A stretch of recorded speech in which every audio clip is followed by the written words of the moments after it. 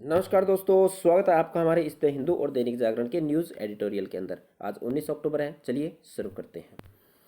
तो पहला जो हमारा एडिटोरियल है उससे संबंधित जो हमारा जो न्यूमेंस का क्वेश्चन बन सकता है वह कुछ इस प्रकार से बन सकता है। भी न्याय में विलंब किस प्रकार से भारतीय संविधान की उद्देशिका के मूल्यों की प्रगति को प्रभावित कर सकता है। जिस प्रकार से भारतीय संविधान के अंदर हमने लक्ष्य रखा है, हमने जो सामाजिक, आर्थिक और राजनीतिक न्याय से संबंधित जो लक्ष्य रखे हैं वह किस प्रकार से प्रभावित हो सकते हैं। ठीक है, तो हमारा जो आर्टिकल है वह क्या कहता है, भी जो निराश करने वाला न्यायिक प्रक्रिया।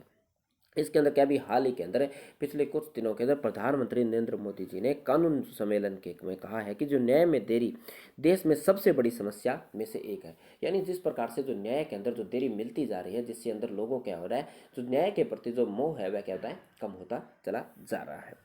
ठीक है, तो क्या अभी पिछले 3 दशकों से क्या हो रहा है, भी जो कहीं ना कहीं जो ये जो चीज़ें हैं जिसके अंदर हम कहते हैं तो कभी कभी जो त्वरित न्याय प्रदान की जाए, ठीक है, या फिर जो न्याय के अंदर सुधार की जाए, जो न्यायालयों की जो नियुक्ति है उसके जो कॉलेजियम व्यवस्था के अंदर सवाल उठाए जा रहे हैं।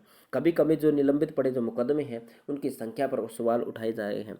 साथ ही साथ जो न्याय जिस प्रकार से महंगा होता चला जा रहा है वह भी चिंता को व्यक्त करता जा रहा है। और कभी कभी जो जिस प्रकार की जो भाषाओं का जो इसके अंदर उपयोग किया जा रहा है वह भी कहीं ना कहीं क्या है कि जो न्याय के अंदर क्या करता है, भी जो न्याय की जो प्रक्रिया है उसके अंदर क्या करते हैं, देरी का कारण बनते हैं।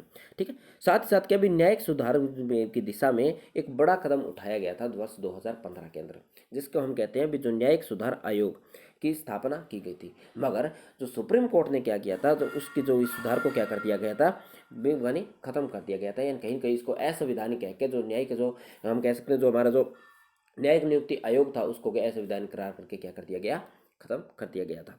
ठीक है, साथ ही साथ इसके अंदर कहा गया है भी जो कहीं के जो आम लोग हैं, जो सस्ता अगर यानी जिस प्रकार से न्याय अगर महंगा होता है तो वह प्रत्येक नागरिक तक इसकी क्या नहीं होती है, पहुंच नहीं हो पाती है।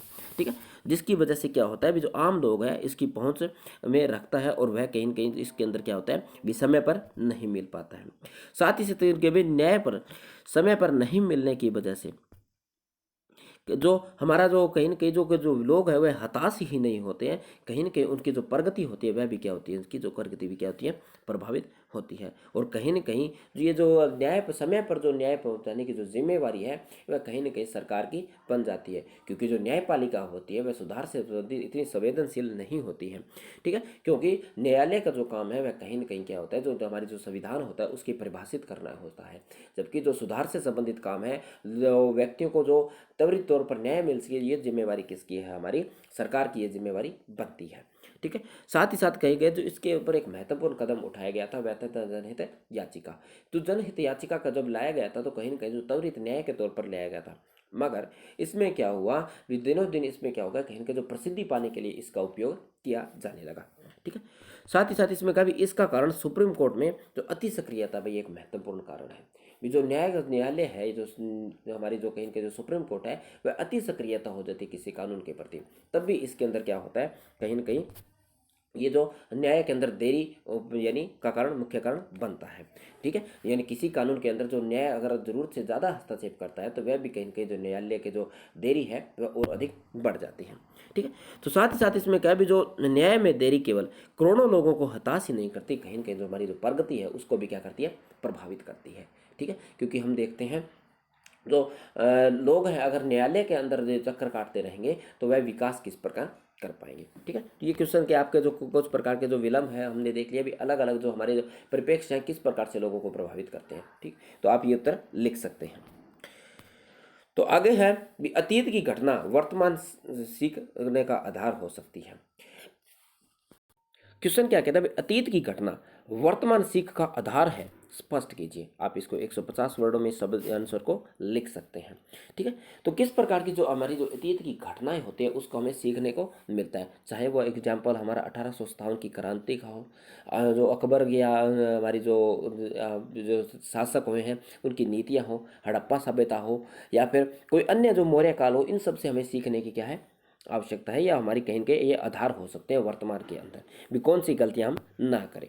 ठीक है, तो आगे कहता है भी जो ये आर्टिकल है वो हमारा द हिंदू से संबंधित है, जिसके अंदर कहा गया भी जो जिस प्रकार से जो हमारा भारत और चीन का जो युद्ध हुआ था 1962 के अंदर उसकी चर्चाएं हम नहीं करते हैं, जबकि जो हमारे 1965 के अंदर जो पाकिस्तान के साथ युद्ध था, 1971 के अंदर जो युद्ध था, उसकी हम काफ़ी चर्चाएं करते हैं। साथ ही साथ इसके साथ हम क्या करते हैं, भी जो उनके जो वीर सैनिक हैं उनको श्रद्धांजलि देते हैं या उनको याद करते हैं। मगर 1962 के जो युद्ध है उससे प्रति हम किस प्रकार की सहानुभूति नहीं रखते हैं। तो कहते हैं विवर्तमान भारत एक युवा राष्ट्र में से एक है, मगर भारत इतनी लंबी यात्रा के समय हमने 3 महत्वपूर्ण युद्ध लड़े हैं। ठीक है, जिसके बारे में हमने 19 कौन कौन सी युद्ध है, 1965 का, 1971 और 1972 का कहा गया। अभी जो जो 1965 और 1971 का हम उत्साह के साथ हमको याद किया जाता है, मगर 1962 भारत चीन युद्ध को हम अंधेरे में गंवा चुके हैं, उसको हम इतनी बेहतर तौर पर याद नहीं करते हैं, जिसमें भारत ने यानी इतने सारे बहुत सारे जो वीर सैनिक थे उनका क्या दिया था, बलिदान दिया था। एक रिपोर्ट के अनुसार लगभग 1383 सैनिक इसमें वीरगति को प्राप्त हुए थे। साथ ही साथ 1000 जो जो 47 इसके अंदर घायल हुए थे और 1696 लापता हुए थे, और चीन सैनिकों द्वारा 400 से अधिक सैनिक थे उनको क्या बनाया गया था, बंदी बनाया गया था या कैदी बनाया गया था।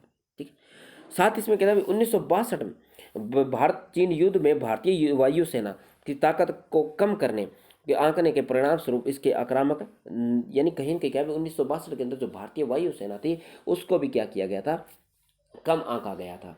ठीक है, उसको भी इतना अधिक मात्रा में नहीं आंका गया था। उसकी जो उस समय क्या थी, चीन की वायुसेना थी वह क्या थी, कमजोर थी। ठीक है, जिसकी वजह से क्या था, जिस समय चीन की जो वायुसेना थी वह इतनी सक्षम नहीं थी, बहुत कमज़ोर थी, और भारतीय वायुसेना का इसके अंदर उपयोग नहीं किया गया। तो कहीं न कहीं अगर भारतीय जो सेना का अगर पूरी ताकत का उपयोग किया जाता तो कहीं न कहीं जो परिणाम थे वह कुछ और होते। ठीक है, साथ ही साथ हमें अतीत की खामियों से हमें यह सीखना चाहिए कि वर्तमान हमें बुनियादी ढांचे, हमारा जो बुनियादी ढांचा है, जिस प्रकार से हम देखते हैं अभी जो हमारा जो चीन के साथ सीमा लगती है पहाड़ी क्षेत्रों में लगती है, तो अगर हम वहाँ पर सड़क जैसी बुनियादी ढांचे का विकास करते हैं तो वह भी हमारे लिए महत्वपूर्ण हो सकता है। साथ ही साथ सीमा सुरक्षा भी हमें करने पर बल देना चाहिए, साइबर सुरक्षा पर भी हमें बल देना चाहिए, उन्नत किस्म की जो रक्षा उपकरण है उन पर भी हमें क्या करना चाहिए, विकास करना चाहिए। जो नवीनतम तकनीकों को हमें अपनाना चाहिए, चाहे वह उपग्रह संबंधी तकनीक हो, जीपीएस आधारित तकनीक हो। ठीक है, साथ ही साथ जो युद्ध अभ्यास भी हमें करते रहना चाहिए, और तीनों सेनाओं के एकीकरण आदि पर भी बल देना कि हमें क्या है, आवश्यकता है। ठीक है, आगे क्या है भी भारत को अंतर्राष्ट्रीय स्तर पर भी अपने सामर्थ्य को बढ़ाने की क्या है, आवश्यकता है। ठीक है, यानी अन्य देश हैं उनको अपने समर्थन में लाने की क्या है, आवश्यकता है। ठीक है, तो ये एक एग्जाम्पल हो सकता है। इसके अलावा आप इसके अंदर काफ़ी एग्जाम्पल्स दे सकते हैं, फ्लो चार्ट बना के भी आप आंसर को लिख सकते हैं। अगला जो हमारा आर्टिकल है वह दैनिक जागरण से संबंधित आर्टिकल है, जिसमें कभी मैनग्रोव क्या है और जलवायु परिवर्तन में सहायक हो सकते हैं, स्पष्ट कीजिए। या जो मैनग्रोव क्या है और किस प्रकार ये जलवायु परिवर्तन में सहायक हो सकते हैं या कैसे इसके प्रभाव है वह हम देख सकते हैं। तो आर्टिकल क्या कहता है, भी मैनग्रोव वनों को बचाने की चुनौती। अभी हाल ही के अंदर जो यूनेस्को ने मैनग्रोव के घटते स्तर पर चिंता व्यक्त की है। कहा गया अभी विश्व में जो मैनग्रोव का लगभग 2% हिस्सा नष्ट हो चुका है, और साथ ही साथ इसके शरण में भी कारगर है, यानी ये जो शरण है वह दिनों दिन और ही होता जा रहा है। जैव विविधता की प्रचुरता, सिम जो समृद्ध पारिस्थितिकी तंत्र के लिए आवश्यक मैनग्रोव वन, जलवायु परिवर्तन और वनानुकूलन, कृषि के प्रसार और मत्स्य पालन की अधिकता, प्रदूषण की मारक और तटीय क्षेत्रों के में बढ़ते मानवीय हस्तक्षेप के कारण सिकुड़ रही है। यानी ये जो सारे मानवीय हस्तक्षेप बढ़ता जा रहा है, कृषि कार्य का बढ़ता जा रहा है, कृषि क्षेत्र का बढ़ता जा रहा है, जिसकी वजह जो मैनग्रोव है वह क्या हो रहे हैं, दिनों दिन कम होते जा रहे हैं। इसमें कहा भी वन जो भारत की जो वन स्थिति रिपोर्ट 2022 की आई है उसके अंदर कहा गया जो देश में मैनग्रोव वन है कुल क्षेत्र पर 0.15% की क्या हुई है, बढ़ोतरी हुई है। और यह लगभग जो हमारे जो 9 राज्य है और 3 केंद्र शासित प्रदेशों के अंदर जो मैनग्रोव है उनका विस्तार मिलता है। ठीक है, बंगाल में सुंदरबन और डेल्टा क्षेत्र देश में मैनग्रोव वन के सर्वाधिक समृद्ध क्षेत्र है। ठीक है, सुंदरबन का जो डेल्टा है वह किस प्रकार से हम देखते हैं भी भारत का या विश्व का सबसे बड़ा क्षेत्र है। ये सभी जो उष्णकटिबंधीय वनों में एक हिस्से में आच्छादित करते हैं, ये जो कहाँ पर है, जो उष्णकटिबंधीय क्षेत्र है उसके अंदर समाहित होते हैं, और परिस्थिति की आर्थिक और सामाजिक महत्व है। और मैनग्रोव जो है चक्रवात, सुनामी, बाढ़ और जो समुद्री जो हमारे जो बढ़ती समुद्री जल स्तर है और तटीय भूमि के टकराव के खिलाफ प्रकृति के रक्षक को भी किया कहते हैं, भूमिका निभाते हैं।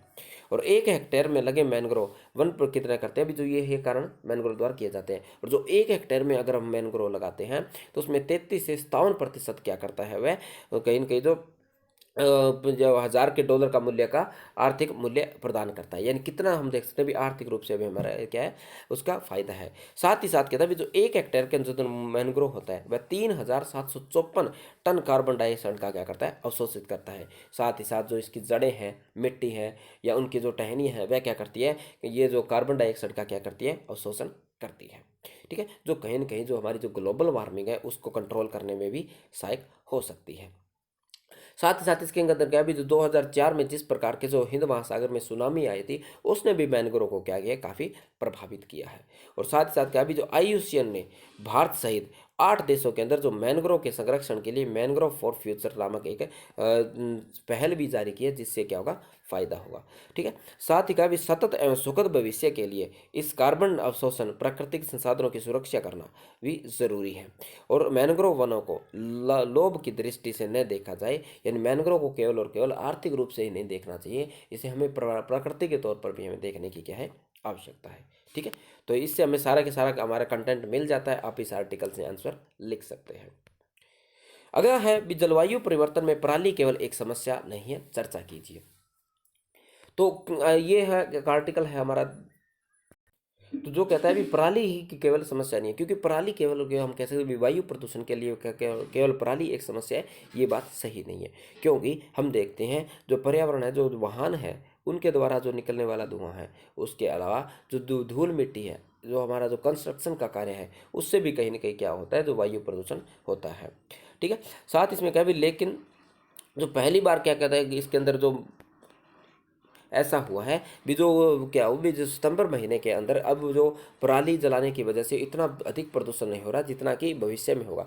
इसके अंदर ये कहा गया भी वर्तमान में, क्योंकि मौसम के अंदर जिस प्रकार की अनिश्चितता है, जिसकी वजह से वायु प्रदूषण दिल्ली के जैसे शहरों में नहीं है, मगर भविष्य के अंदर या आने वाले कुछ महीनों के अंदर जब कहीं न कहीं जो बारिश है या हवा है वह कम हो जाएगी, तो जिसकी वजह से क्या होगा, ये प्रदूषण की समस्या और ज़्यादा क्या हो जाएगी, गहरी हो जाएगी। ठीक है, बाकी इसके अंदर ये कुछ आंकड़े दे रखे हैं।